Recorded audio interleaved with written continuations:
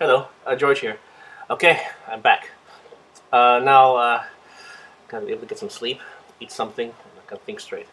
So, I asked the Lord whether I could release the secret that He has asked me to keep, given that the date has uh, expired. So, He led me to this verse, Jeremiah chapter 22, and it's verses 1 and 2. Thus saith the Lord, Go down to the house of the king of Judah, and speak there this word, and say, Hear the word of the Lord, O king of Judah, that sittest upon the throne of David, thou and thy servants, and thy people that enter in by these gates. So I took this to mean that I can go ahead. And also, in further, I can also share a certain peculiarity about this particular the particular way the message came about. Okay, now the first thing I want to draw to your attention to, and I'm going to post the link here, is that the Israeli Defense Forces issued a Happy New Year greeting a few days before the actual New Year. And I actually just showed this video on the as an attachment to another video, just explaining that they said Happy New Year. Okay, the people that were presenting in that video was a co-educational. It's a mixed men and women. So mixed men and women soldiers are a type of Deborah and Barak. So they're talking about, so that you're talking about that battalion, right? Of which the Caracal battalion is a type. It's also said in Judges 4. Let's go to Judges 4. And it tells us a little bit of detail about Deborah. And Judges chapter 4, verse 4. And Deborah, a prophetess, the wife of Lapidoth, she judged Israel at that time. So there's a little bit of detail about Deborah. In addition to being a military leader, which many of the judges were, she was also a prophetess. So given this context, I treated the New Year's greeting of the IDF as a type of prophecy. And so now we're going to decode it in that light. Okay, I'll switch to a different screen. Okay, so this is the decode.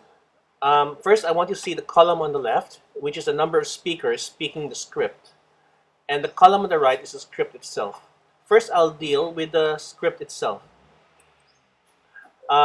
In order to use this script correctly, we must remember that the defender of Israel is God, as per Psalm 59:1. So I will replace the IDF with God.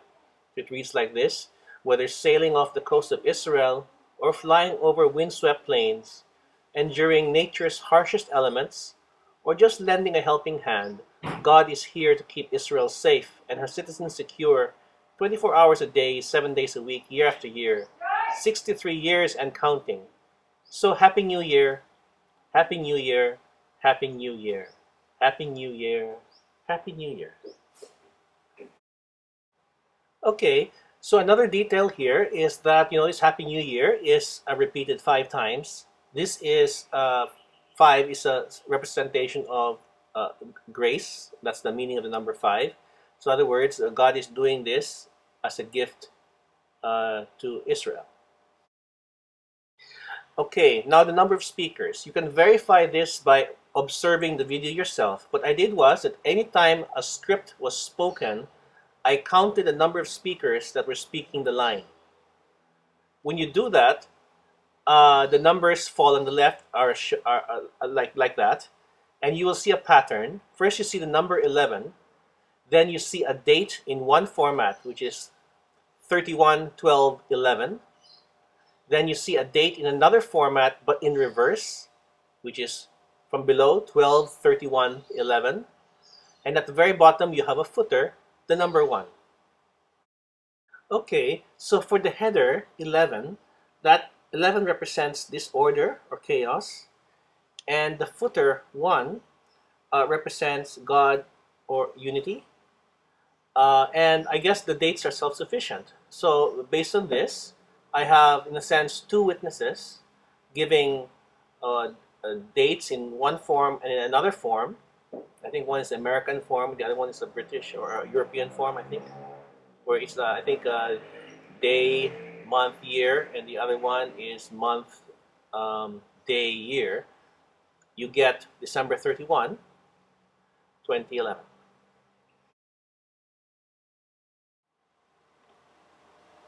Yeah, uh, definitely. The Holy Spirit deserves all credit for this, right? Because it's believe me, I'm not very good at patterns uh, of this type.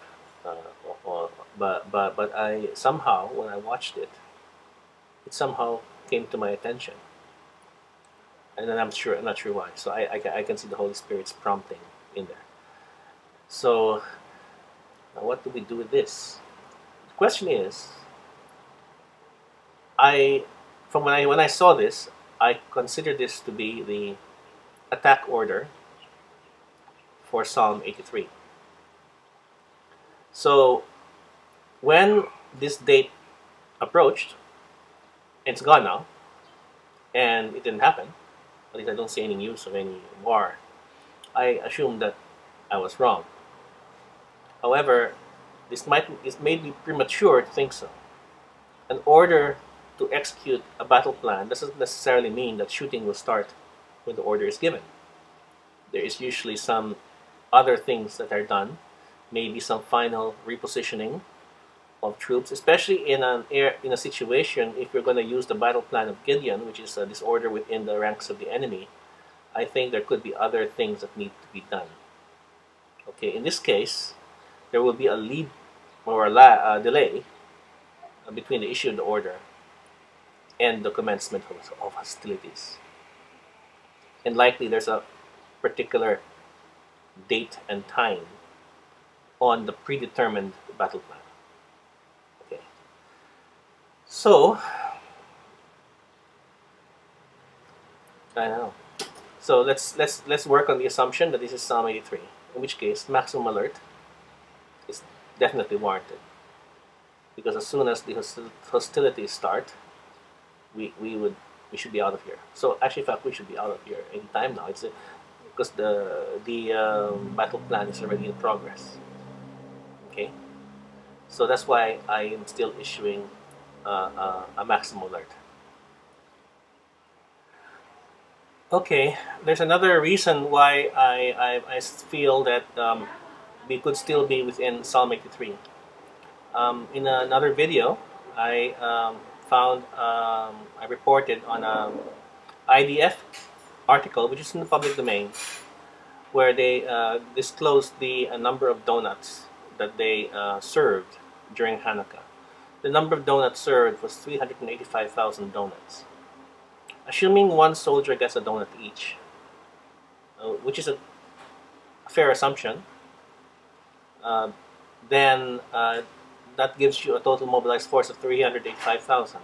That's too large for an operation, I think, like the Gaza incursion, because the total strength of the Israeli armed forces, based on Wikipedia, is something like 180,000. So you're talking about almost doubling the size of the standing armed forces. And as an area, as Gaza is not, a large patch of land, right? So I think it looks like Israel has prepared for a much larger confrontation and conflict, which makes sense if we are assuming that the Gaza incursion could domino into a wider conflict. Finally, I would also add that there are various other confirmations that are still in progress from other members of the body who are watching. So one thing that prompted me to look at this again was a client call, I think in a message or in a comment to me, pointing out that she heard, I think, Psalm 83 when she got up. Okay, well, we're still, the ball's still rolling. So there's no It's not a bad thing to be in maximum alert anyway, right? I mean, we should be like that all the time. All right. So I'll see you then. We'll keep watching. If I'm seeing other things as well, but I don't want this video to be too long. All right. I'll make others. Okay. Thanks. Bye.